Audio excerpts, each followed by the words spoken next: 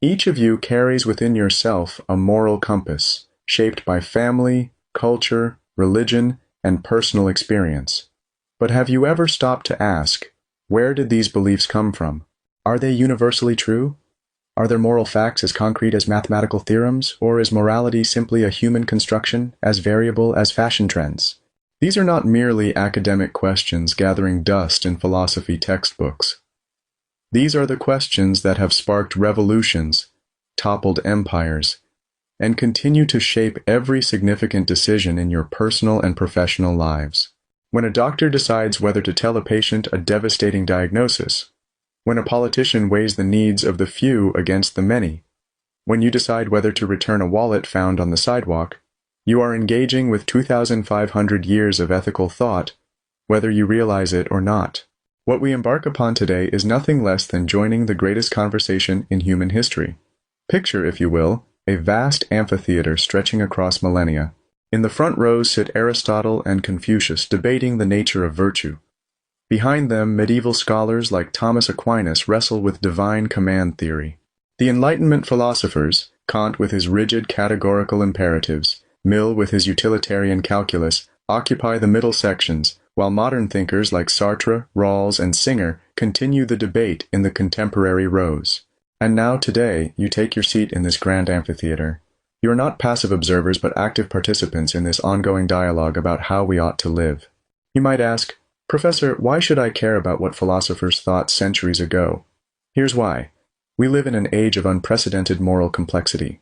Artificial intelligence forces us to reconsider what it means to be human. Climate change demands we think about our obligations to future generations. Genetic engineering challenges our concepts of human nature itself.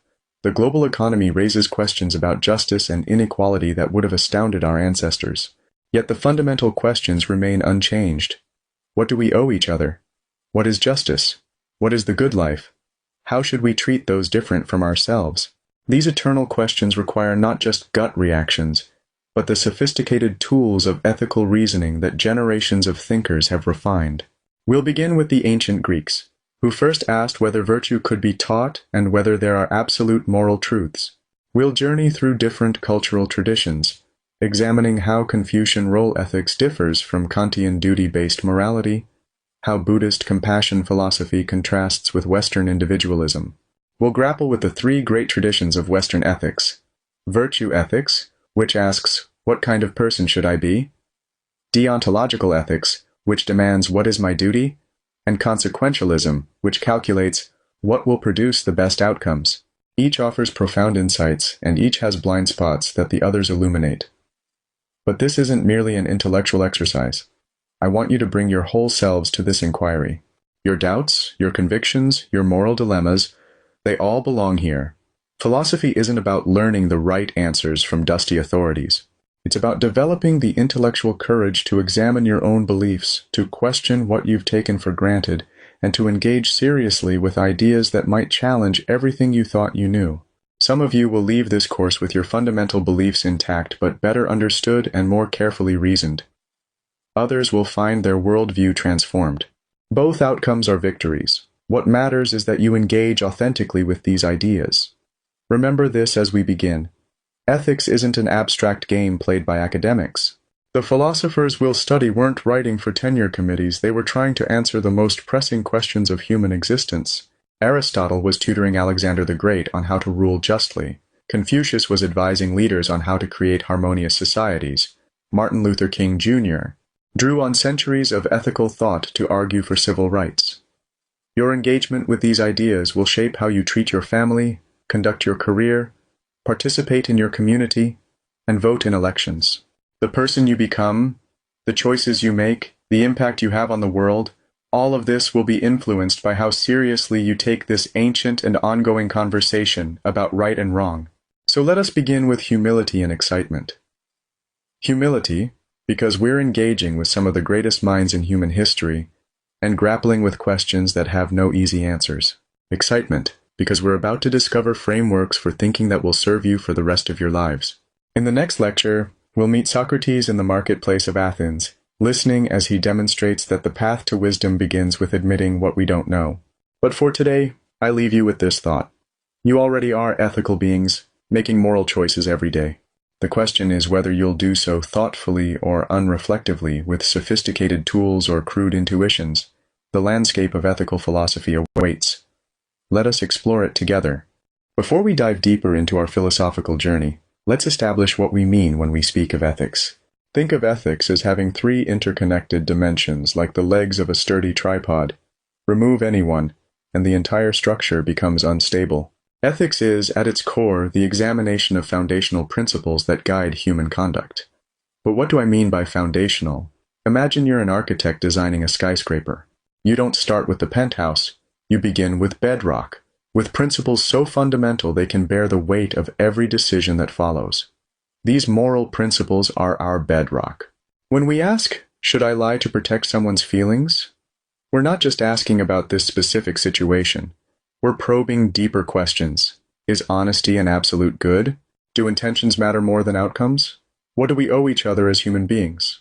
Consider this. Every morning when you wake up, you make dozens of moral choices before breakfast. Do you hit the snooze button when your roommate is sleeping? Do you take the last cup of coffee without making more? These seem trivial, but they reflect deeper principles about consideration, responsibility, and how we balance our needs with others. Ethics helps us examine these principles consciously rather than operating on autopilot. But principles don't exist in isolation. They form coherent value systems, and this is where ethics becomes truly fascinating. Think of value systems as the architecture of meaning that different cultures, religions, and philosophical traditions have constructed to make sense of moral life. A Confucian sees moral behavior through the lens of relationships and social harmony. A utilitarian weighs actions by their consequences for overall happiness. A virtue ethicist asks what a flourishing human being would do. These aren't just academic categories, they're living frameworks that billions of people use to navigate their daily lives. Here's what's remarkable. You already have a value system, whether you've articulated it or not. When you feel moral outrage at injustice, when you admire someone's courage, when you feel guilty about a choice, your value system is operating. Ethics gives you the tools to examine that system critically. Where did these values come from? Are they consistent? Do they serve human flourishing? But here's where ethics proves its worth. It provides frameworks for resolving complex moral dilemmas where competing values create genuine tension. This isn't theoretical. This is the messy, complicated reality of moral life. Picture a doctor treating a patient who refuses a blood transfusion on religious grounds, knowing the patient will likely die without it. Here we have a collision of values: respect for autonomy versus preservation of life, religious freedom versus medical expertise. How do we navigate this? Pure gut instinct isn't enough. We need sophisticated tools for moral reasoning. Or consider a more everyday dilemma. You discover your best friend is cheating on their partner. Loyalty to your friend conflicts with honesty toward the betrayed partner. Your desire to avoid drama conflicts with your sense that someone deserves to know the truth. Ethics doesn't give you easy answers, but it gives you better questions and more rigorous ways of thinking through the competing claims. Here's the beautiful thing. These three dimensions of ethics work together. Your moral principles inform your value system, which provides the framework for practical problem solving. When you encounter a moral dilemma, you're simultaneously drawing on foundational beliefs about right and wrong, operating within a coherent system of values, and seeking practical solutions that honor your deepest commitments. This is why we study ethics, not to memorize the correct answers, but to develop the intellectual and moral muscles needed for the complex work of human decision-making. In a world where technology, globalization, and social change constantly present us with novel moral challenges, these philosophical tools aren't luxury items, they're necessities. So when someone asks you what is ethics, you can tell them, it's the systematic examination of how we ought to live, grounded in fundamental principles, organized into coherent value systems, and applied to the practical challenges of human existence. It's humanity's oldest and most important conversation, and now you're part of it. As we continue our exploration of ethics, let us turn our attention to the profound influence of the ancient Greeks, whose philosophical rigor and insights have left an indelible mark on our understanding of ethics, and continue to guide our moral thought today. First and foremost, we have Socrates, often regarded as the father of Western philosophy. Socrates was not a man of grand theories or sweeping systems, but a man devoted to the art of questioning. Through what is now known as the Socratic method, he challenged prevailing moral assumptions and encouraged critical thinking and self-examination. He believed that true wisdom begins with the acknowledgement of one's own ignorance, a principle that has echoed through the ages and remains relevant in our contemporary discourse. Socrates' legacy lies not only in his method of inquiry, but also in his unwavering commitment to the pursuit of wisdom as a lifelong journey. He taught us that ethics is not merely about knowing the right answers, it is about asking the right questions. His assertion that the unexamined life is not worth living urges us to reflect deeply on our values and choices. For Socrates, the pursuit of virtue is the highest human endeavor, one that requires constant reflection and dialogue. Next we turn to Plato, the student of Socrates and the founder of the Academy. A visionary thinker, Plato sought absolute moral truths through the power of reason. He introduced the concept of the world of forms or ideas, positing that these eternal truths are the foundation of moral values, which are mere reflections in our imperfect world. His magnum opus, The Republic, serves as a testament to his belief in the ideal state governed by philosopher kings, individuals who possess both wisdom and virtue. Plato boldly asserted that the pursuit of justice and the common good should be the ultimate goals of human society. His theory of virtues establishes that these qualities are not just personal attributes but essential components of human flourishing. Plato teaches us that through the pursuit of virtue, we can achieve happiness and self-realization, aligning our lives with the higher truths of existence. Finally, we come to Aristotle, the student of Plato and the founder of the Lyceum. Aristotle brought forth a more pragmatic perspective on ethics and is often celebrated for his emphasis on the golden mean. He taught that virtue lies not in extremes but in moderation, balance in all aspects of life. Central to Aristotle's ethical thought is the concept of eudaimonia, often translated as human flourishing or well-being. He argued that the ultimate goal of human life is not the pursuit of fleeting pleasures or material wealth, but the realization of our full potential as rational beings. Aristotle clarified that ethics is not about simply following rules. It is about cultivating virtues and striving for a life of excellence. In his own words, he declared, "Happiness is the meaning and the purpose of life, the whole aim and end of human existence." This essence of Aristotle's ethical thought continues to resonate deeply with us today. As we reflect on the teachings of these ancient philosophers, let us remember the contributions of Socrates, the relentless questioner, Plato, the visionary architect of idealism, and Aristotle, the practical philosopher who grounded ethics in everyday life. They gifted us with profound insights into the nature of virtue, justice, and the human condition, forming the very roots of our ethical understanding. We turn our focus to the profound insights of Stoic philosophy, a school of thought that has significantly shaped our understanding of virtue and the moral life. The Stoics, with their emphasis on reason, virtue, and the pursuit of happiness, offer us a compelling perspective on ethics that remains relevant in our modern world. At the heart of Stoic ethics is the concept of wisdom. The Stoics held that wisdom is the highest virtue, serving as the guiding force behind all moral decisions. However, wisdom extends beyond mere intellectual knowledge. It encompasses a deep understanding of the nature of reality, the world around us, and our place within it. It enables us to discern what is truly good and what is truly bad, equipping us to act accordingly in our daily lives. Equally essential to the Stoic ethical framework is the virtue of justice. The Stoics believed that justice transcends the simple adherence to rules or laws. It embodies the fair treatment of others in all our interactions. Justice is the principle that ensures every individual receives what they deserve, and that all are treated with respect and dignity. This commitment to justice reinforces the social dimension of our moral responsibilities, emphasizing our interconnectedness with others. Another cardinal virtue for the Stoics is courage. The Stoics understood courage not as the absence of fear, but rather as the rational fortitude to act in the face of fear. It is the virtue that empowers us to confront adversity and challenges with calmness and determination. In cultivating courage, we learn to face life's uncertainties and difficulties, reinforcing our resilience as we navigate the complexities of existence. Temperance, or self-discipline, is the fourth cardinal virtue espoused by the Stoics. They considered temperance vital for controlling desires and passions, enabling individuals to act in harmony with reason. This virtue allows us to live balanced lives, free from the excesses and indulgences that can cloud our judgment and lead us astray. Through temperance, we cultivate the ability to make deliberate choices aligned with our values. An important aspect of Stoic philosophy is its belief in the unity of the virtues. The Stoics viewed virtues as interconnected and inseparable, akin to the various parts of a single organism. This synergy among virtues suggests that to distinguish between them is to misunderstand their collective essence. One Stoic philosopher suggested that separating courage from justice is as misguided as trying to differentiate between the ability to see white and the ability to see black. A reminder of how intertwined our ethical experiences truly are. Central to Stoic thought is the belief that the wise individual is truly free. Unlike those governed by passions and desires, the wise person finds liberation from the fear of death, the pursuit of wealth, and the longing for power. This freedom enables them to embrace a life of virtue and happiness regardless of external circumstances.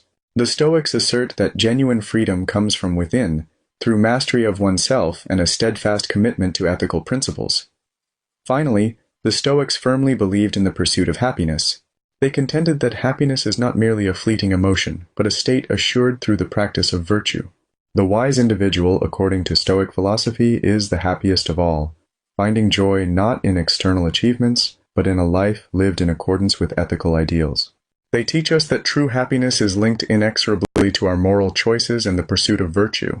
I invite you to turn your attention to the profound philosophical contributions of Immanuel Kant, an intellectual giant whose ideas have fundamentally shaped our understanding of morality and ethical conduct.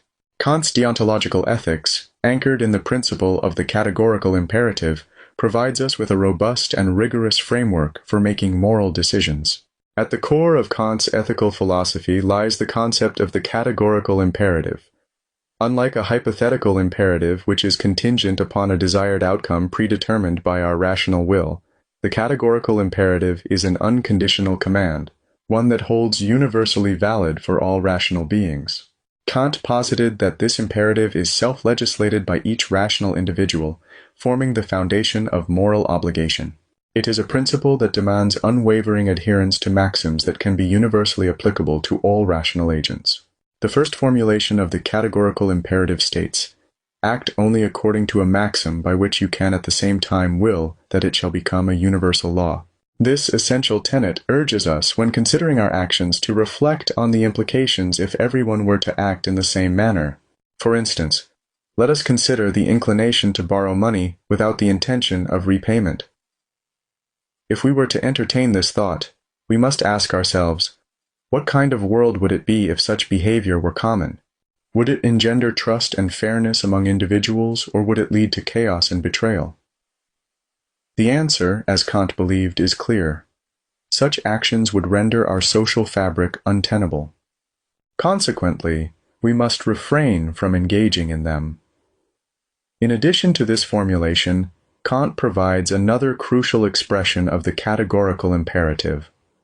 Act in such a way that you always treat humanity, whether in your own person or in the person of another, always at the same time as an end and never merely as a means to an end. This profound principle underscores the inherent dignity and value of every human being.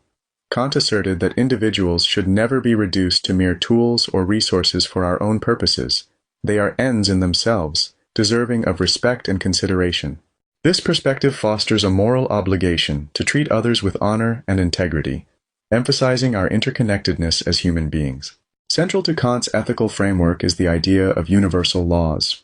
Moral principles must be applicable to all rational beings, transcending individual circumstances and personal desires. This universality is crucial. Kant argued that the categorical imperative compels rational agents to adhere strictly to maxims that could be consistently applied in any context. Our moral duties are not subjective or situational, but rather rooted in a broader ethical fabric that binds us together as members of the rational community. Moreover, Kant's ethical theory is grounded in the notion of rationality. He contended that moral decisions should stem from reason, independent of the consequences those actions may yield. In Kant's view, the moral worth of an action is intrinsically linked to the motivations that underlie it. Ethical behavior is not measured by outcomes, but by the intention behind the action. True moral worth arises from acting out of a sense of duty and obligation to adhere to the moral law. We turn our attention to one of the most influential and, I would argue, most intuitively appealing ethical frameworks in Western philosophy, utilitarianism. As we settle into this discussion, I want you to imagine yourself facing a moral dilemma. Perhaps you're deciding how to allocate limited resources at a hospital, or determining public policy that will affect millions of lives. The utilitarian philosopher would tell you, look to the consequences. Utilitarianism emerged in the 18th and 19th centuries through the brilliant minds of philosophers like Jeremy Bentham and John Stuart Mill, though its roots stretch back to ancient hedonistic philosophies. At its core, utilitarianism presents us with a deceptively simple proposition. The rightness or wrongness of any action depends solely on its outcomes. But this simplicity conceals profound complexity and revolutionary implications for how we think about morality.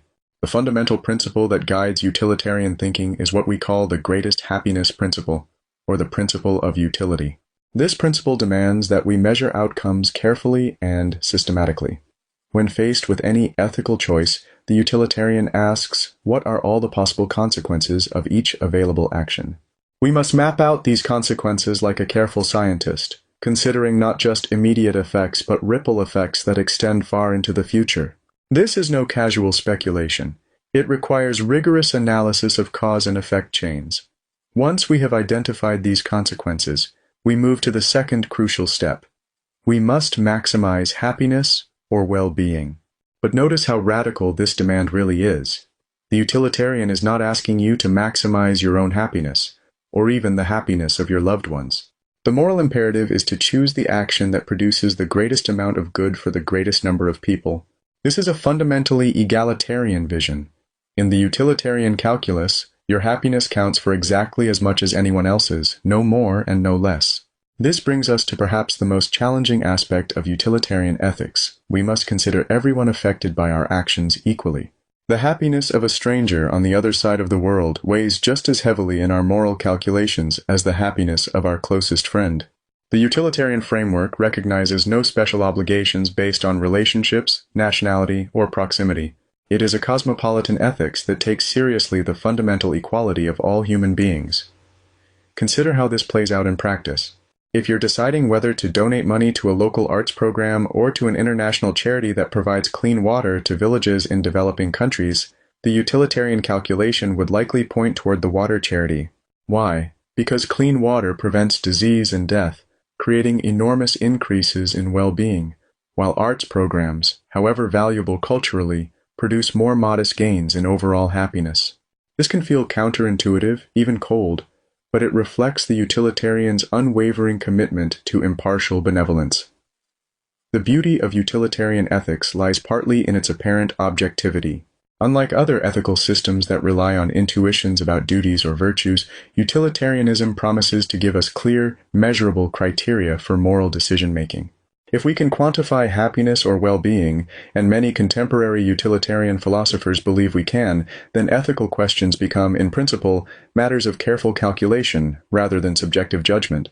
Yet this same feature generates some of utilitarianism's most troubling implications. Consider the possibility that punishing an innocent person might, in certain circumstances, produce greater overall happiness than allowing social unrest to continue. Or imagine that harvesting organs from one healthy person could save 5 dying patients. If we're truly committed to maximizing overall well-being, don't these actions become not just permissible but morally required? These thought experiments reveal what critics call the demandingness problem of utilitarianism. If we're really supposed to maximize overall well-being, then seemingly every moment of our lives becomes a moral test. Should you spend money on a coffee when you could donate that money to save lives? Should you pursue your own projects and relationships when you could dedicate your life entirely to helping others? Utilitarian logic suggests that most of our ordinary activities are morally questionable luxuries. Moreover, utilitarianism asks us to make calculations that may be practically impossible. How do we measure and compare different types of happiness or well-being? How do we weigh present benefits against future costs? How do we account for uncertainty about consequences? These are not merely technical problems. They strike at the heart of whether utilitarian ethics can actually guide real-world decision-making. Yet despite these challenges, utilitarianism continues to shape contemporary moral thinking in profound ways. In public policy, cost-benefit analysis reflects utilitarian reasoning. In medical ethics, quality-adjusted life years help doctors allocate scarce treatments. In environmental policy, calculations about the greatest good for the greatest number drive decisions about climate change mitigation. The utilitarian framework provides tools for thinking systematically about large-scale moral problems that other ethical theories struggle to address. As we conclude today's discussion, I want you to wrestle with this question. Can an ethical system that sometimes demands we sacrifice individuals for the greater good still claim to respect human dignity? The utilitarian would argue that true respect for humanity requires us to take everyone's welfare seriously, even when this leads to difficult choices. Critics respond that some things, human rights, individual dignity, justice, cannot be sacrificed on the altar of overall well-being. This tension between individual rights and collective welfare remains one of the central debates in contemporary moral philosophy. As you leave here today, pay attention to the utilitarian reasoning that surrounds you in policy debates, institutional decisions, and even your own moral intuitions. The ghost of Jeremy Bentham whispers in many of our contemporary ethical conversations, reminding us always to ask, what produces the greatest good for the greatest number? We venture into perhaps the most psychologically demanding territory in all of moral philosophy, existential ethics. If utilitarianism asked us to calculate consequences for the greatest good, existential ethics makes a far more unsettling demand. It asks us to confront the terrifying reality that there may be no predetermined moral guidelines at all, and that we are entirely responsible for creating the values by which we live. Picture yourself standing at a crossroads, but unlike the familiar moral dilemmas we've explored, there are no signposts here. No divine commands, no natural laws, no utilitarian calculations to guide you. There is only you, your freedom, and the weight of choice. This is the existential condition, and from it emerges one of the most radical approaches to ethics in human thought. Jean-Paul Sartre, perhaps the most famous existentialist philosopher, made a claim that still reverberates through contemporary moral discourse. We are condemned to be free. Consider the profundity of this statement. We did not choose to exist, yet here we are, thrust into a world without predetermined essence or purpose, forced at every moment to choose who we will become. Unlike a knife, which has a clear purpose designed by its maker, human beings exist first and only afterward create their essence through their choices. This radical freedom is not the political freedom we typically discuss, the freedom from external constraints. Rather, it is an ontological freedom, a freedom that extends to the very core of our being. Every moment presents us with choices, and even refusing to choose is itself a choice. We cannot escape this condition by appealing to tradition, authority, or even our own past decisions. Each new moment demands that we choose anew, and in choosing, we define not only ourselves but our vision of what humanity should be. Think about what this means for moral responsibility. When you act, you're not simply following rules or calculating outcomes. You're making a statement about what you believe human beings should do in similar circumstances. Sartre argued that in choosing for ourselves, we choose for all humanity. This is an enormous weight to bear, and it explains why existentialist literature is filled with characters experiencing what we might call existential anxiety, the dizzying recognition of their own freedom and responsibility. But existential ethics doesn't leave us entirely without guidance. If there are no predetermined moral rules, there is still the fundamental demand for authenticity, the requirement that we own our choices fully and honestly. Authenticity in the existentialist framework means refusing the comfort of what Sartre called bad faith, those self-deceptive strategies we use to deny our freedom and responsibility. Bad faith takes many forms. We might pretend that we had no choice in our actions. I had to lie to protect their feelings. We might hide behind social roles. I'm just doing my job as a soldier, a business person, a parent. We might claim that our emotions compelled us. I couldn't help but get angry.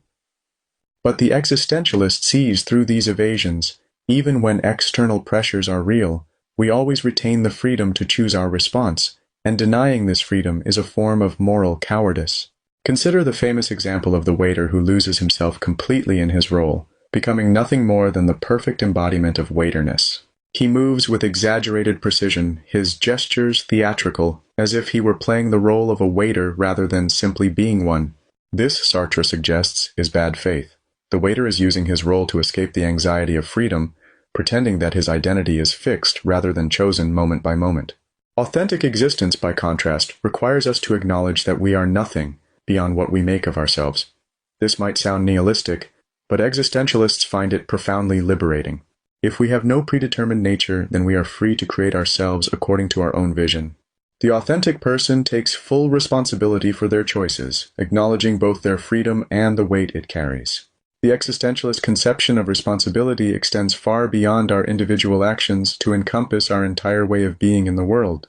We are responsible not only for what we do, but for who we choose to become, for the values we embody, and for the kind of world we help create through our choices. This responsibility cannot be delegated or shared. Even when we act as part of a group, follow orders, or conform to social expectations, we bear full responsibility for our participation.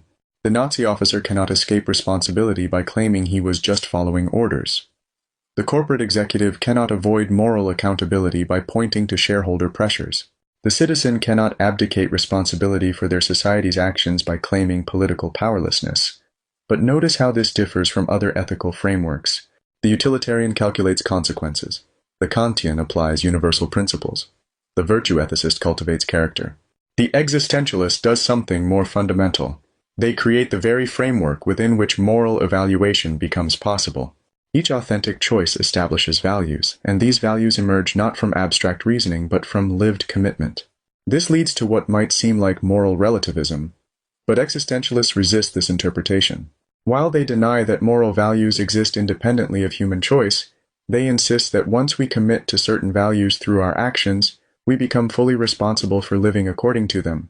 The existentialist cannot say anything goes because their own choices have established what should go, at least for them.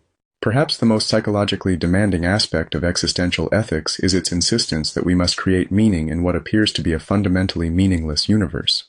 Traditional ethical systems offered comfort by grounding morality in divine commands, natural law, or rational principles. Existentialism strips away these comforting foundations and insists that meaning emerges only through human commitment and action.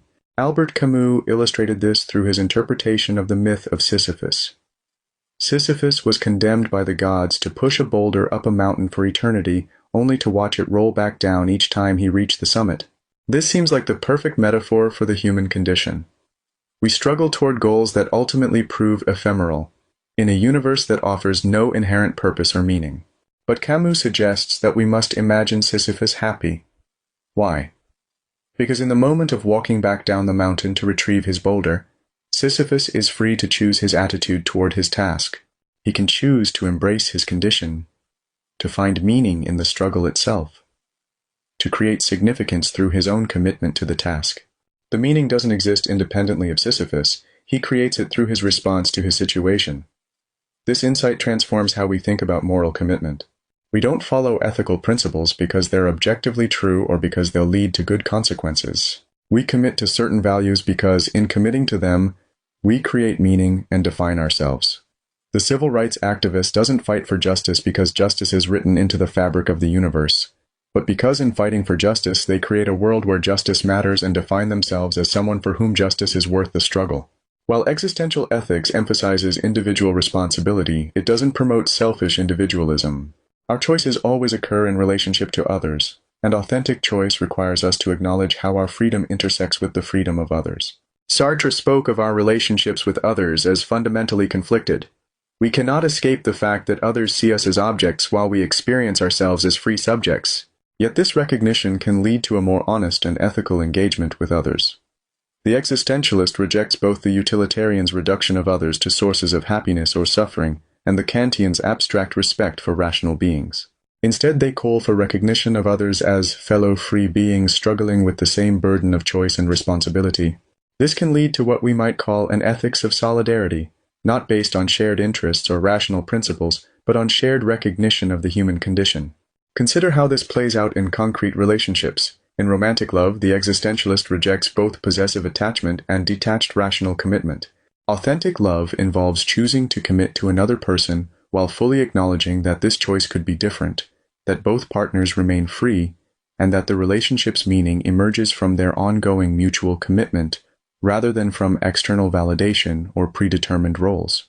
As we conclude our exploration of existential ethics, consider its relevance to contemporary moral challenges. In an era of rapid social change, declining traditional authority, and increasing individual choice, existential themes resonate powerfully. Many people experience what we might call existential anxiety about their career choices, relationships, and life direction, the burden of creating meaning without clear guidelines. But existential ethics also faces significant challenges. Critics argue that its emphasis on individual choice and responsibility ignores structural inequalities and social constraints. Not everyone has the same range of choices available, and focusing solely on individual authenticity might blind us to systemic injustices that limit some people's freedom while expanding others. Others question whether humans can really bear the psychological weight of complete responsibility for creating values. Don't we need some shared moral framework to make social cooperation possible? Can a purely individualistic approach to ethics address collective challenges like climate change or global inequality? These criticisms point to genuine tensions in existential thinking. Yet existentialism's core insights remain valuable. Our recognition that human beings have a unique capacity for self-creation, that moral commitment requires personal ownership rather than mere rule-following, and that authenticity demands we face the anxiety of freedom rather than escaping into comfortable illusions. As you leave today, I challenge you to notice moments when you're tempted toward bad faith, when you want to deny your freedom, blame others for your choices, or hide behind roles and expectations. Consider what authentic choice might look like in your own life. What values are you creating through your actions? What kind of person are you choosing to become? What meaning are you creating through your commitments? Remember Sartre's unsettling but liberating insight: you are condemned to be free, but in that condemnation lies the possibility of genuine human dignity, the dignity of beings who create their own values and take full responsibility for who they choose to become. Feminist ethics of care, one of the most revolutionary developments in contemporary moral philosophy. This approach challenges not just our ethical answers, but how we frame ethical questions themselves. Imagine caring for an elderly parent with dementia. Utilitarian calculus might suggest institutionalization for greater efficiency. Kantian ethics might focus on respecting autonomy abstractly. Virtue ethics might ask what a virtuous person would do, but none captures the lived experience of caregiving, daily attention to particular needs, ongoing relationships shaping obligations, contextual reasoning responding to this specific person in this situation. This gap led feminist philosophers to ask, what if we've been thinking about ethics wrong entirely? Care ethics emerged from Carol Gilligan's empirical research in the 1980s, revealing striking differences in moral reasoning. While men often employed ethics of justice, focusing on abstract rights and principles, women frequently used ethics of care, emphasizing relationships, responsibilities, and contextual responses to particular needs. Consider Gilligan's famous Heinz dilemma. Should Heinz steal expensive medicine to save his dying wife? Male subjects typically approach this as competing rights, property versus life, applying abstract principles. Female subjects reframed entirely. Why can't Heinz talk to the pharmacist again? Are there community resources available? What's the pharmacist's situation? This wasn't just different conclusions but different reasoning itself. Where traditional ethics asks, what principle should govern? Care ethics asks, how can we preserve relationships while responding to genuine needs? Care ethics makes a radical claim. Moral reasoning should begin with actual relationships and dependencies characterizing human life, not abstract principles or universal rules. This represents fundamental reorientation. We don't emerge as autonomous agents who then choose relationships. We're born utterly dependent, develop through care networks, remain interdependent throughout life. Our identities are shaped by relationships, our well-being depends on relationships, our moral obligations emerge from relationships. Consider promise-keeping, central to Kantian ethics. The care ethicist doesn't ask about absolute duties, but what does this relationship require? How will breaking this promise affect trust? Are there ways to honor commitment while adapting to changed circumstances? Focus shifts from rule-following to relationship tending.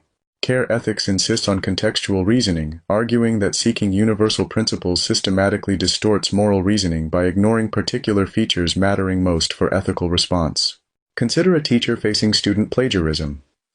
Rule-based approaches focus on consistent policy application. Plagiarism must be punished to maintain fairness. Care ethics asks different questions. What led to plagiarism? Is the student struggling with personal issues, language barriers, academic preparation? How can we respond to help them learn rather than simply punish? What does our educational relationship require? This doesn't mean relativism or anything goes. Care ethics argues that attending carefully to particular situations reveals moral requirements abstract principles might miss, while remaining committed to core values like maintaining relationships, responding to needs, promoting growth. Care ethics takes seriously what other theories often ignore. Humans are vulnerable, dependent creatures needing ongoing care throughout life. This isn't just true during infancy or illness. Even in periods of greatest independence, we rely on complex care networks. This recognition challenges the autonomous individual implicit in traditional ethical theory. The Kantian rational agent, utilitarian happiness maximizer, Aristotelian virtuous person, all are imagined as independent adults capable of rational choice. But this represents only a slice of human experience, ignoring dependency relationships making autonomous agency possible. If we begin from interdependence rather than independence, moral obligations appear as opportunities to participate in care networks sustaining life rather than constraints on freedom. Care ethics emphasizes inclusive dialogue, ensuring marginalized voices are heard, not just women but people of color, economically disadvantaged, disabled, elderly, children. Excluding voices systematically distorts moral reasoning. Making education policy without listening to teachers, parents, students misses crucial information. Designing healthcare without attending to patient-family caregiver experiences creates systems that fail in practice. Care ethics faces serious criticisms. Does it inadvertently reinforce oppression by celebrating traditionally feminine roles? Critics worry about valorizing activities historically used to justify women's exclusion from public life. Others question whether care ethics can address large-scale problems. How do we move from caring for those close to us to addressing global challenges? Critics argue care ethics lacks resources for universal needs and global justice. Care ethicists respond that even global problems must be addressed through particular relationships and concrete contexts. Climate activism becomes meaningful through specific communities organizing. Human rights advocacy depends on building relationships across difference. Despite challenges, care ethics has proven remarkably influential across applied ethics domains, contributing to person-centered medical care, emphasizing ongoing relationships, stakeholder business theories considering impacts on all affected relationships, environmental approaches emphasizing relationships with particular places. The challenges in the 21st century are unprecedented in their complexity and scope, demanding not only our attention, but also our moral imagination and innovative thinking. One of the most pressing ethical dilemmas today is the rise of artificial intelligence. With AI systems increasingly taking on significant decision-making roles in various aspects of our lives, from healthcare to finance to criminal justice, we must grapple with critical questions of accountability. Who bears responsibility for the decisions made by these autonomous systems? How do we ensure that ethical frameworks are effectively integrated into the algorithms that govern their operations? As we navigate this intricate ethical landscape, it is vital to establish guidelines that ensure AI serves humanity, promoting fairness, transparency, and social good. Another salient contemporary ethical challenge arises from the rapid advancement of biotechnology. The potential for human enhancement through genetic modification and other biotechnological innovations raises profound moral questions that we must confront. Should we pursue the genetic modification of human beings to enhance physical or cognitive traits? Where do we draw the moral line regarding human enhancement? These inquiries compel us to mediate the promise of scientific progress against the imperative to preserve human dignity, autonomy, and well-being, ensuring that our advances do not come at the cost of our ethical responsibilities. Moreover, we face global challenges such as climate change and pervasive inequality, which present us with significant ethical dilemmas that transcend borders. How do we develop ethical frameworks that address these challenges comprehensively? How do we balance the needs of the present against those of future generations, ensuring that we do not compromise the ability of future inhabitants of our planet to thrive? These questions demand our collective attention and call for moral courage as we strive to create just and sustainable solutions in an interconnected world. Lastly, the digital revolution has ushered in a host of new ethical challenges that impact our daily lives. In an era where our existence is increasingly mediated by technology, we must ponder the ethical principles that should guide our digital interactions. How do we safeguard against the misuse of our personal data? How can we promote human flourishing and well-being amid the relentless proliferation of digital technologies? Addressing these questions requires not only critical thought but also collaborative efforts among technologists, ethicists, legislators, and society at large. Bioethics, a field that engages with the intricate moral and ethical dilemmas emerging within medicine and healthcare. Bioethics is not merely an academic pursuit. It is a vibrant, dynamic conversation that navigates the often turbulent waters between the relentless advance of scientific progress and the unwavering necessity to uphold human dignity and well-being. At the heart of bioethics lies the principle of informed consent, a cornerstone that safeguards patient autonomy. This principle ensures that individuals fully comprehend and voluntarily agree to medical interventions, thereby honoring their right to make knowledgeable decisions about their own bodies and lives.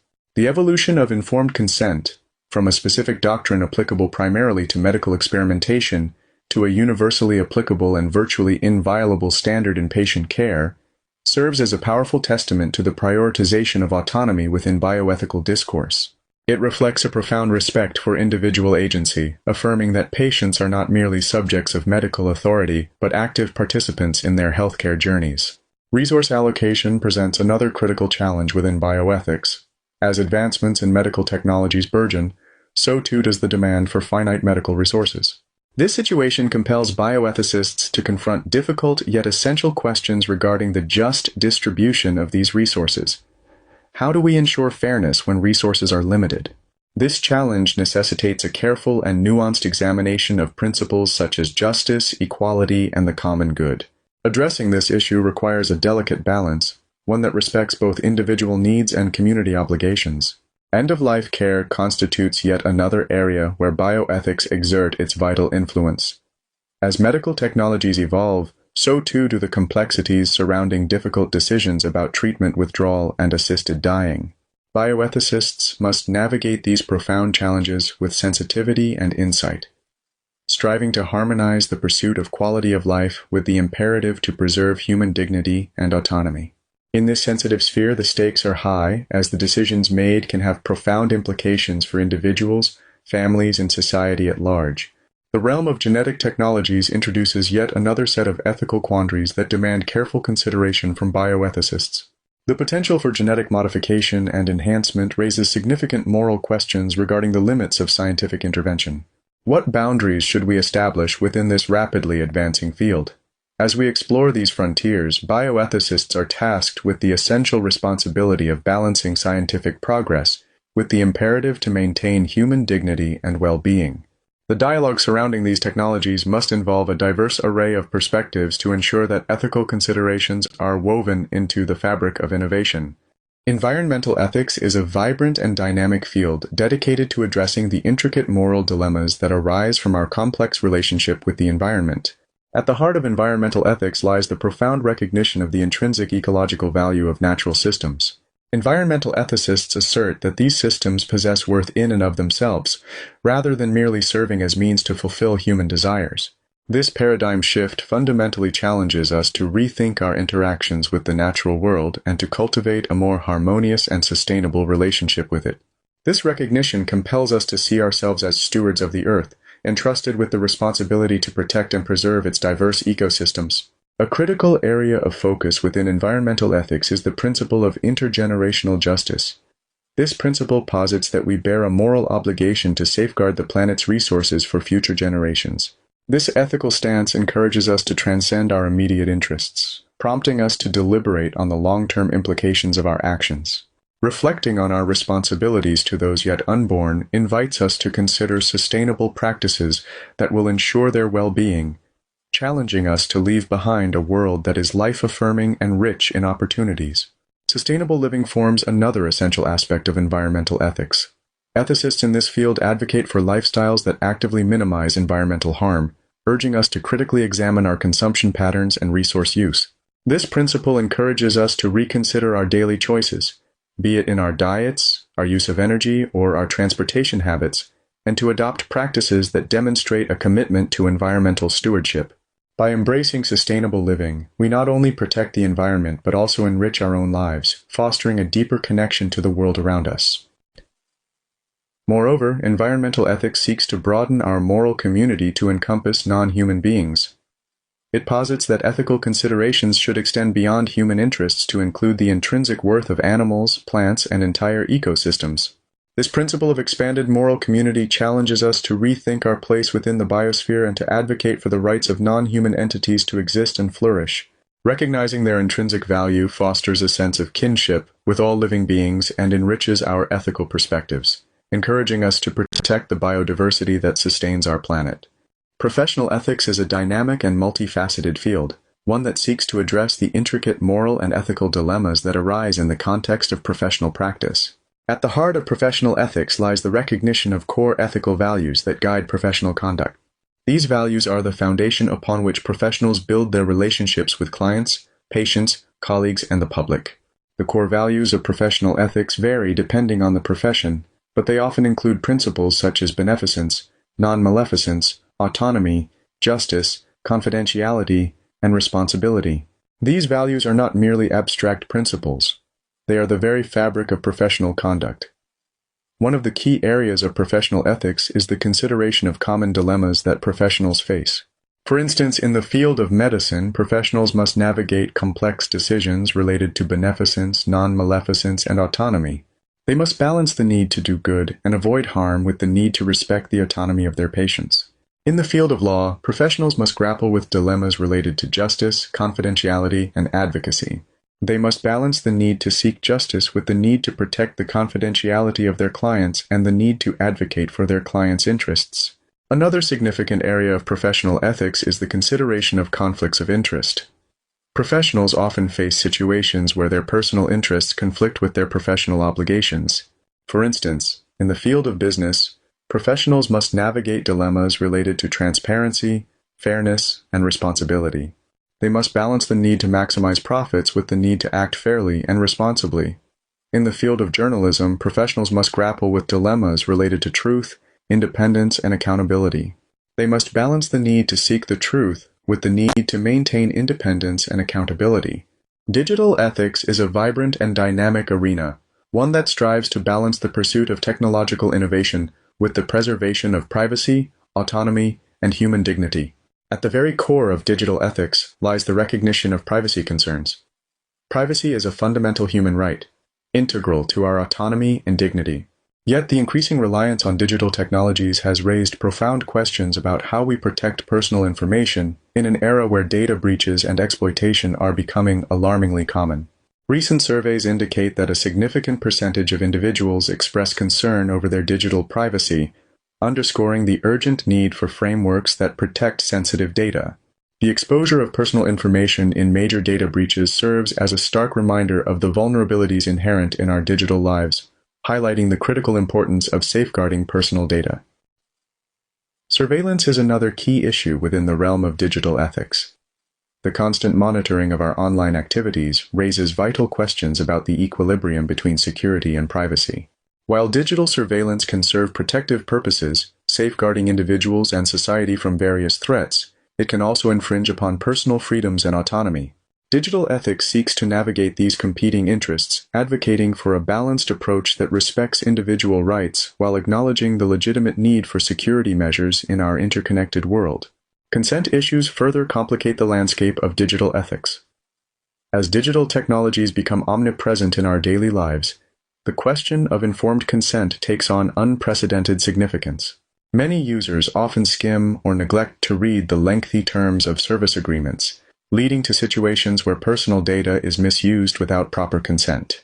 Digital ethics strives to ensure that individuals possess a clear understanding of how their data is collected, used, and shared, empowering them with the ability to provide informed consent.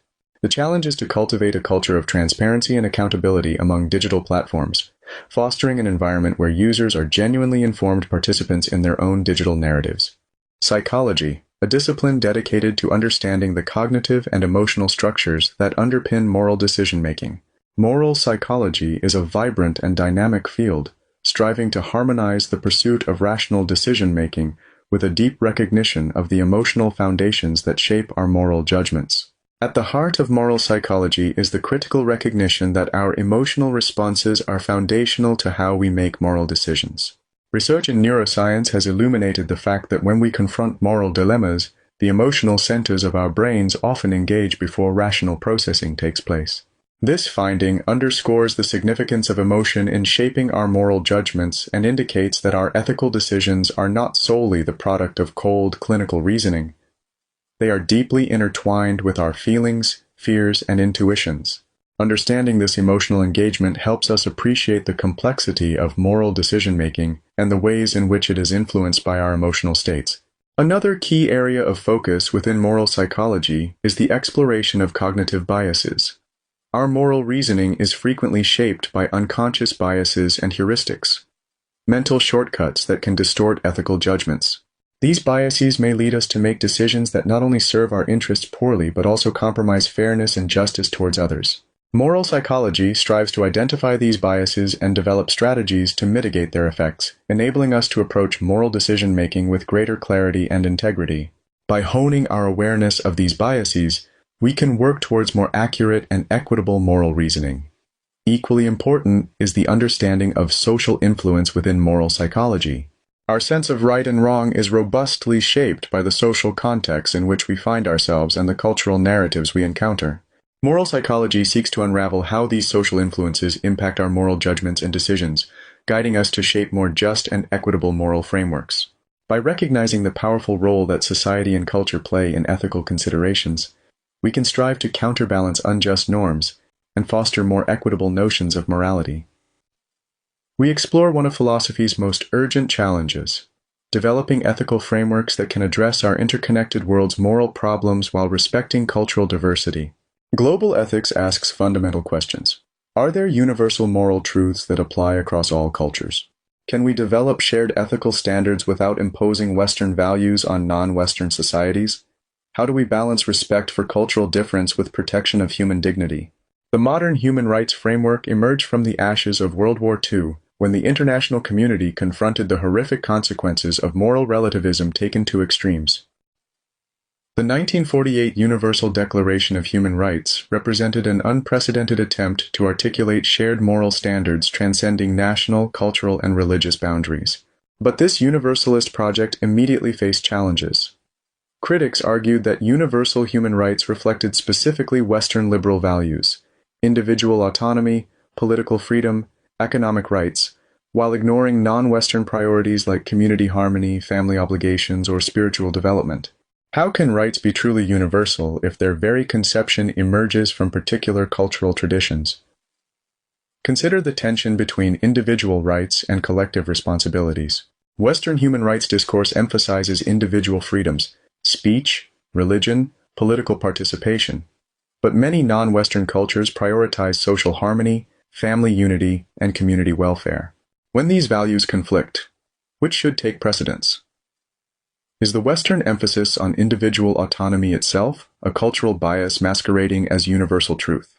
The data from our slide suggests significant regional variations in human rights implementation.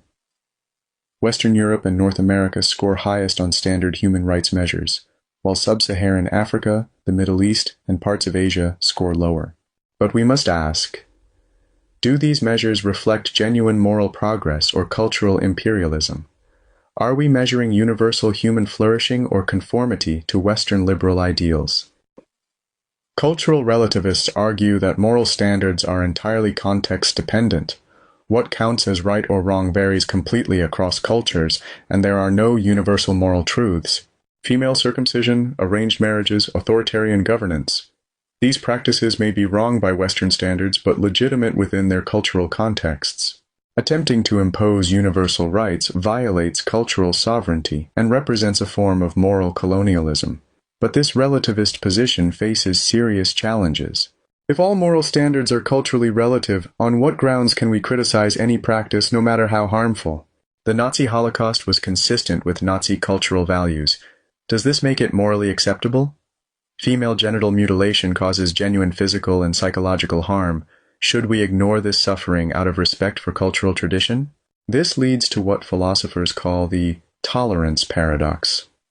If we must tolerate all cultural practices, must we also tolerate intolerant cultures that suppress dissent, oppress minorities, or violate what we consider basic human dignity? Absolute tolerance becomes self-defeating because it must tolerate intolerance itself. Contemporary global ethicists seek middle ground between rigid universalism and complete relativism. One approach distinguishes between core universal principles and variable cultural expressions. Perhaps all cultures share concern for human welfare, dignity, and fairness, but express these values differently. The universal principle might be, protect the vulnerable, while specific protections vary culturally. Another approach emphasizes capabilities rather than rights. Amartya Sen and Martha Nussbaum argue that all humans need certain basic capabilities to flourish: adequate nutrition, education, political participation, cultural expression. But how these capabilities are realized can vary across societies. This framework respects cultural diversity while maintaining universal standards for human development. The concept of overlapping consensus offers another path forward. Despite deep disagreements about religion, politics, and values, different cultures might agree on practical policies protecting human welfare. Muslims, Christians, Buddhists, and secular humanists may disagree about ultimate reality but converge on opposing torture, protecting children, or ensuring basic education. Global ethics must also address power dynamics in cross-cultural moral discourse. When Western nations pressure developing countries to adopt human rights reforms, are they promoting universal values or economic and political interests? The history of colonialism makes any Western moral advocacy suspect, even when the underlying concerns are legitimate. Consider economic rights as an example. Western human rights discourse traditionally emphasized civil and political freedoms, free speech, fair trials, democratic participation. But developing nations often prioritize economic rights, food security, healthcare, education, development. Is the Western emphasis on political rights a luxury only wealthy societies can afford? Or do political freedoms provide necessary foundations for economic progress? The tension becomes acute in practice. Should international organizations condition aid on human rights improvements? Should multinational corporations refuse to operate in countries with poor human rights records? Should military intervention ever be justified for humanitarian purposes? These questions reveal how global ethics must navigate between moral principles and practical politics. Technology creates new challenges for global ethics. Internet freedom, privacy rights, artificial intelligence governance, these issues transcend national boundaries, but different societies approach them differently. China's social credit system reflects different values about individual privacy versus social order than European data protection regulations. Which approach better serves human flourishing? Climate change represents perhaps the ultimate global ethics challenge. Greenhouse gases don't respect borders. Future generations will bear costs of today's emissions, and the most vulnerable populations often contribute least to the problem. How do we allocate responsibility fairly across nations with vastly different development levels and historical contributions? Do wealthy nations owe climate reparations to developing countries? The COVID-19 pandemic revealed both possibilities and limitations of global ethical cooperation. International scientific collaboration produced vaccines in record time, but vaccine nationalism and unequal distribution showed how global solidarity breaks down under pressure. When national interests conflict with global welfare, which takes priority? Moving forward, global ethics faces several key challenges. First, we need better frameworks for cross-cultural dialogue that avoid both relativism and imperialism. This requires genuine listening, mutual learning, and recognition that moral wisdom exists across cultures. Second, we must develop institutions capable of addressing global challenges while respecting legitimate cultural differences. Third, we need to address power imbalances that distort global moral discourse. Perhaps most importantly, we must recognize that global ethics isn't just about relations between nation-states, but about our shared humanity. In an interconnected world, the suffering of distant strangers affects us all. Climate change, pandemics, economic inequality, technological risks. These challenges require moral frameworks transcending traditional boundaries. The future of global ethics may lie not in imposing universal solutions, but in creating processes for ongoing moral dialogue across difference. Instead of asking what universal rights should everyone accept, we might ask, how can we create conditions for diverse cultures to contribute to our shared understanding of human flourishing? This requires intellectual humility, recognizing that our own cultural perspectives are limited and that moral truth emerges through encounter with different viewpoints. It requires practical wisdom, understanding that ethical principles must be applied sensitively to particular contexts. And it requires moral courage, being willing to speak against injustice while remaining open to criticism of our own blind spots. As you engage with global ethical challenges, remember that you're not just applying abstract principles, but participating in humanity's ongoing conversation about how we should live together on our shared planet. This conversation requires both passionate commitment to human dignity and humble recognition that none of us has all the answers. Every day, leaders in business, politics, education, and community organizations make decisions that affect countless lives. The question isn't whether leaders will exercise moral influence, they inevitably will. The question is whether they'll do so thoughtfully, courageously, and with integrity. Ethical leadership requires what we might call moral courage, the willingness to do what's right even when it's difficult, unpopular, or costly. This isn't just about avoiding obviously wrong actions like fraud or corruption. More often, it involves the harder challenge of choosing between competing goods or standing up for principles when doing so creates conflict or personal risk. Consider the CEO who must decide whether to lay off workers to maintain profitability during an economic downturn. The utilitarian calculation might focus on overall consequences, preserving the company to protect more jobs long term. The care ethics approach might emphasize relationships and the human impact of each decision. The Kantian perspective might ask about treating employees as ends in themselves rather than mere means. Ethical leadership requires grappling seriously with these different moral frameworks while taking responsibility for the decision's consequences. But ethical leadership goes deeper than decision-making processes. It requires what we call integrity, alignment between values, words, and actions. Leaders lacking integrity might espouse high-minded principles while acting according to expedience or self-interest. This hypocrisy doesn't just undermine the leader's credibility, it corrodes the moral culture of the entire organization. Think about how this plays out practically. The manager who talks about work-life balance while expecting employees to answer emails at midnight sends a clear message about actual priorities. The political leader who campaigns on transparency while conducting business in secret creates cynicism about democratic processes. The educator who preaches critical thinking while discouraging questions about institutional policies undermines the very learning they claim to promote. Ethical leadership demands consistency of values, not rigid inflexibility, but coherent principles that guide action across different situations. This doesn't mean leaders never change their minds or adapt to circumstances. It means they can articulate the values driving their decisions and demonstrate how those values apply consistently, even when specific actions might vary based on context. One of the most challenging aspects of ethical leadership is balancing organizational goals with human dignity and broader ethical principles. Leaders inevitably face situations where what seems best for the organization conflicts with what seems best for individuals or society. The pharmaceutical executive deciding how to price life-saving medications faces tension between shareholder returns and patient access. The military commander must weigh mission success against soldier safety.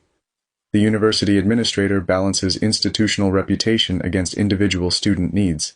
These dilemmas have no easy answers, but ethical leaders approach them with what we might call moral imagination, the ability to see creative solutions that honor multiple values rather than simply choosing between them. Instead of accepting false dichotomies between profit and principle, ethical leaders often find innovative approaches that serve both organizational needs and ethical obligations. Consider Yvon Chouinard, founder of Patagonia, who has consistently prioritized environmental sustainability even when it conflicted with short-term profits. Rather than seeing environmental responsibility as a constraint on business success, he built a company culture where environmental stewardship became central to the brand identity and long-term strategy. This isn't just good marketing, it represents integrated thinking about how ethical principles can guide organizational strategy. Ethical leadership also requires what we might call moral humility, recognition that leaders don't have all the answers, and that good decisions often emerge from inclusive processes that incorporate diverse perspectives. The authoritarian leader who makes decisions based solely on their own moral intuitions is likely to miss crucial information and perspectives that could lead to better outcomes. This connects to our earlier discussion of care ethics and its emphasis on inclusive dialogue. Ethical leaders create spaces where different voices can be heard, where dissenting opinions are welcomed rather than punished, where the moral dimensions of decisions are explicitly discussed rather than ignored or assumed. But inclusive decision-making doesn't mean abdication of responsibility. Ethical leaders listen carefully to different perspectives, but they ultimately take responsibility for decisions and their consequences. They don't hide behind committee decisions or claim they had no choice when difficult decisions produce negative outcomes. The development of ethical leadership requires ongoing cultivation, what the ancient Greeks would have called character formation. This isn't something that happens overnight or through reading books about ethics, though study certainly helps. It develops through practice, through reflection on difficult decisions, through learning from mistakes, and through surrounding oneself with people who will provide honest feedback about one's moral blind spots. Many organizations now recognize that ethical leadership can't be relegated to compliance training or codes of conduct, important as these might be. Real ethical leadership emerges from organizational cultures that reward integrity, that create space for moral reflection, that model the kind of behavior they want to see, and that provide support for leaders facing difficult ethical decisions. Consider the challenge facing leaders in our current technological age. Artificial intelligence, social media platforms, and data analytics create unprecedented power to influence human behavior. The leaders of technology companies aren't just making business decisions, they're shaping the information environment that affects democratic processes, mental health, social relationships, and individual autonomy. These leaders face questions previous generations never encountered. Should algorithms be designed to maximize user engagement, even when this might promote addictive behavior? How should companies balance user privacy with national security concerns? What obligations do platform creators have for the content shared by users? These aren't just technical or business questions. They're fundamentally ethical questions requiring leaders who can think carefully about the broader implications of their decisions. The stakes of ethical leadership have never been higher. In an interconnected world where organizational decisions can have global consequences, where information spreads instantly, where trust in institutions is fragile, leaders who lack ethical grounding can cause enormous harm. But leaders who embrace ethical responsibility, who cultivate moral courage, demonstrate integrity, balance competing values thoughtfully, and create cultures of ethical reflection, have the potential to contribute significantly to human flourishing. As you develop your own leadership capacities, whether in formal positions or through the informal influence we all exercise, consider how you can cultivate the moral courage to do what's right even when it's difficult. How can you develop the integrity that aligns your values with your actions? How can you create processes that honor both organizational needs and ethical principles? How can you contribute to cultures that support ethical behavior rather than undermining it? Remember that ethical leadership isn't about moral perfection. It's about taking seriously the moral dimensions of leadership responsibility and committing to ongoing growth in wisdom, courage, and integrity. The world needs leaders who understand that their fundamental obligation isn't just to achieve organizational goals, but to do so in ways that contribute to the kind of world we want to live in. These methods provide us with robust tools for rigorously examining ethical arguments, testing moral intuitions, and clarifying complex ethical concepts. One of the fundamental philosophical methods in ethics is logical analysis. This method involves scrutinizing ethical arguments for consistency and validity. Through logical analysis, we strive to uncover fallacies and unsupported assumptions that may lurk within moral reasoning. By applying rigorous logical scrutiny to ethical arguments, we can reveal hidden premises, identify inconsistencies, and evaluate the strengths and weaknesses of various ethical positions. This method empowers us to engage with ethical discourse in a more discerning manner, enhancing our understanding and sharpening our arguments. Another significant philosophical approach in ethics is the use of thought experiments. These imaginative scenarios serve to test our moral intuitions and provoke critical reflection. Classic examples such as the trolley problem and the experience machine invite us to consider challenging ethical dilemmas and to explore the implications of different ethical principles in concrete, albeit hypothetical, situations. Thought experiments allow us not only to examine the limits of our moral intuitions, but also to enhance our empathy and understanding of the ethical stakes involved in real-world situations. Reflective equilibrium stands out as yet another powerful philosophical method in ethics.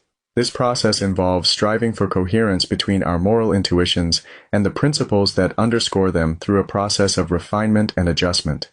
By engaging in reflective equilibrium, we work towards harmonizing specific judgments with more general ethical rules, fostering a more coherent and consistent ethical framework. This method enables us to reflect deeply on our moral beliefs, cultivating a nuanced and robust understanding of the ethical landscape. Conceptual analysis is another crucial method in the field of ethics. This approach focuses on clarifying ethical concepts through precise definitions and careful examination. It delves into the intricacies of moral terms such as justice, rights, and virtue, seeking to unpack their meanings and implications.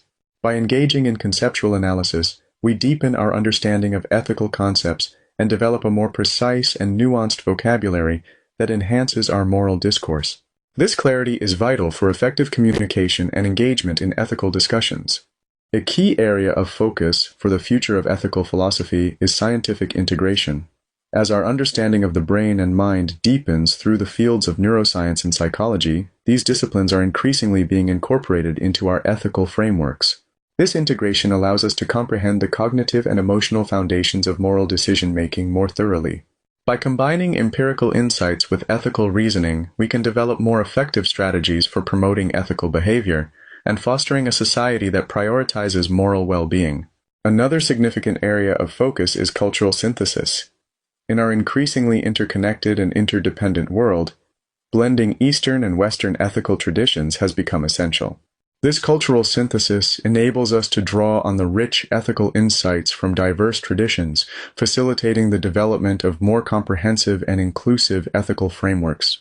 By embracing the wisdom of various cultural perspectives, we can enrich our moral understanding and address ethical issues with greater depth and nuance. Technological ethics also emerges as a crucial area of inquiry in the future of ethical philosophy. As technology advances at an unprecedented pace, it raises profound moral and ethical questions that demand our attention. For instance, how can we ensure that artificial intelligence systems adhere to ethical standards and promote human flourishing? Furthermore, how do we balance the drive for scientific progress with the imperatives of human dignity and autonomy? These questions challenge us to think critically and creatively about the ethical implications of technological advancement and to devise solutions that respect our moral commitments. Lastly, ecological ethics is becoming increasingly vital as we deepen our understanding of the natural world. Recognizing the interconnectedness of ecosystems and acknowledging our responsibility towards future generations is imperative. This perspective emphasizes the importance of sustainability, intergenerational justice, and the preservation of biodiversity. In responding to the ecological crises we face, we must expand our moral considerations beyond immediate human interests, to embrace a more holistic ethical vision that includes the health of our planet and its diverse inhabitants. As we reflect on the principles and challenges of the future of ethical philosophy, let us remember the significance of scientific integration, cultural synthesis, technological ethics, and ecological ethics. We must embrace the need for moral imagination, engage in collective action, and cultivate the courage necessary to confront these pressing ethical dilemmas with determination and empathy. As we conclude our exploration of ethical philosophy, we turn to perhaps the most important question of all. How do you develop your own ethical framework for navigating life's moral complexities? Today we focus not on abstract theories, but on the practical work of ethical self-development, the ongoing journey of becoming a more thoughtful, principled, and wise human being. Ethical reflection begins with what Socrates considered the foundation of wisdom, questioning your assumptions. Most of us inherit moral intuitions from family, culture, religion, and social environment without examining them critically. We feel certain that lying is wrong, that helping others is good, that fairness matters. But do we understand why we believe these things? Can we articulate the principles underlying our moral reactions? Consider a simple exercise. Think of a recent situation where you felt morally outraged, perhaps a news story about corruption, injustice, or cruelty. What exactly triggered your response? Was it harm to innocent people? Violation of trust? Abuse of power? Unfairness? Now ask yourself, why do these things matter to you? What deeper values or principles are at stake? This kind of self-examination often reveals that our moral intuitions are more complex and sometimes contradictory than we initially assume. You might discover that you value both individual freedom and collective responsibility, both justice and compassion, both honesty and kindness, even when these values conflict with each other in specific situations. The next step in ethical development involves studying diverse traditions and frameworks, precisely what we've been doing in this course. The goal isn't to choose one ethical system as definitively correct, but to expand your moral vocabulary and develop more sophisticated tools for ethical reasoning. When you understand utilitarian thinking, you become better at considering consequences and weighing different people's interests fairly. When you grasp Kantian duty-based ethics, you develop stronger intuitions about human dignity and universal principles. When you explore virtue ethics, you focus more on character development and what kind of person you want to become. When you engage with care ethics, you become more attentive to relationships and context. When you study non-Western traditions, you encounter different ways of thinking about harmony, suffering, duty, and human flourishing. The richness emerges not from mastering any single approach, but from developing what we might call ethical fluency, the ability to recognize which moral frameworks are most relevant to different situations and to draw insights from multiple sources of wisdom. But intellectual study alone isn't sufficient for ethical development. Philosophy that remains purely academic fails to fulfill its deepest purpose. Real ethical growth requires what we might call engaged dialogue with others who think differently than you do. Seek out conversations with people whose moral intuitions challenge your own, not to win arguments, but to understand different perspectives and test your reasoning. This is harder than it sounds in our polarized age. Our tendency is to surround ourselves with people who share our values and to dismiss those who disagree as ignorant or malicious. But ethical growth requires the humility to consider that others might see moral dimensions you've missed, might have experiences that inform their ethical judgments in ways you haven't considered. Think about someone whose political views, religious beliefs, or lifestyle choices differ significantly from your own. Instead of assuming their positions are simply wrong, try to understand the values and experiences that might lead a reasonable person to those conclusions. What do they prioritize that you might undervalue? What concerns do they have that you might not share? What life experiences have shaped their moral intuitions differently than yours? This doesn't mean adopting relativism or believing that all moral positions are equally valid. It means developing what we might call principled empathy, the ability to understand different moral perspectives while maintaining your own ethical commitments, refined through engagement with difference.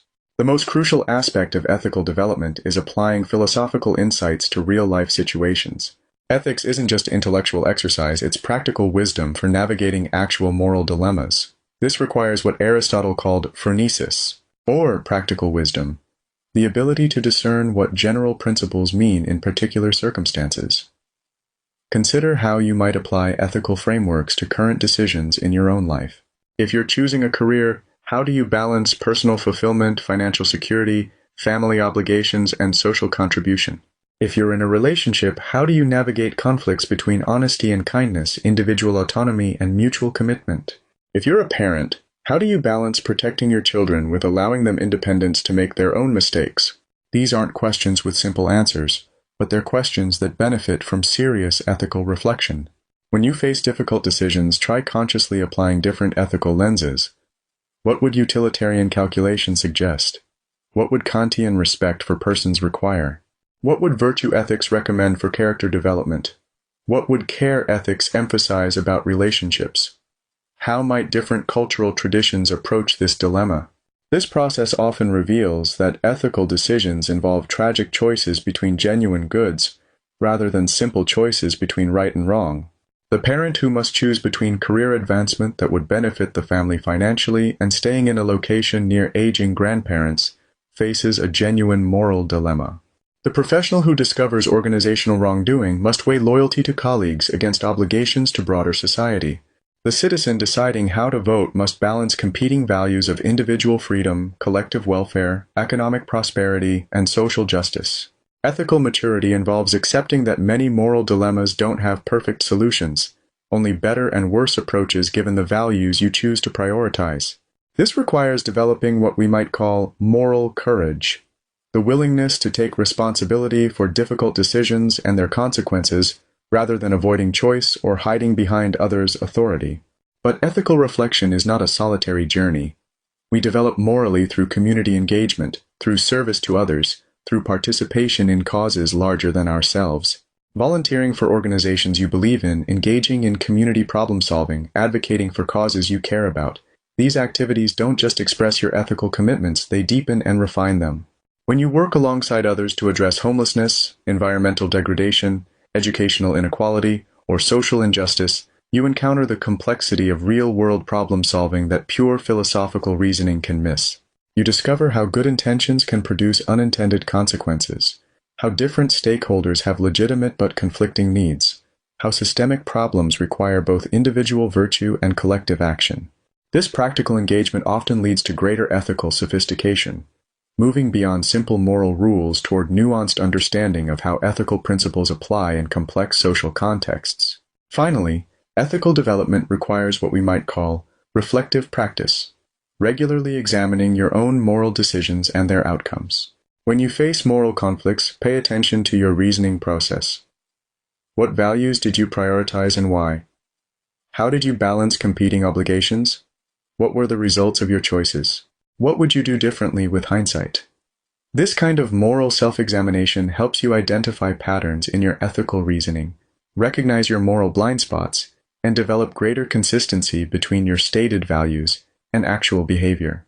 It also cultivates the humility essential for continued ethical growth, recognition that moral development is a lifelong process rather than a destination you reach. As you continue your own ethical journey, remember that the goal isn't moral perfection but moral maturity, developing the wisdom to navigate complex moral terrain with integrity, courage, and compassion. The philosophical traditions we've studied provide valuable tools for this journey, but ultimately, you must take responsibility for crafting your own approach to ethical living. The questions that will guide you are profound. What kind of person do you want to become? What values will you prioritize when they conflict? How will you balance self-care with service to others? How will you contribute to the kind of world you want to live in? These questions don't have final answers, but engaging with them seriously is what makes us fully human. Your ethical development matters not just for your own flourishing, but for the moral health of our communities and our world. In an age of unprecedented challenges, technological disruption, environmental crisis, global inequality, political polarization, we need people committed to thoughtful, ethical reflection and principled action. We need individuals who can think clearly about moral questions, engage respectfully with different perspectives, and act courageously on their deepest convictions. The philosophical wisdom of ages is available to guide you, but the journey is uniquely yours. May you travel it with curiosity, humility, and hope.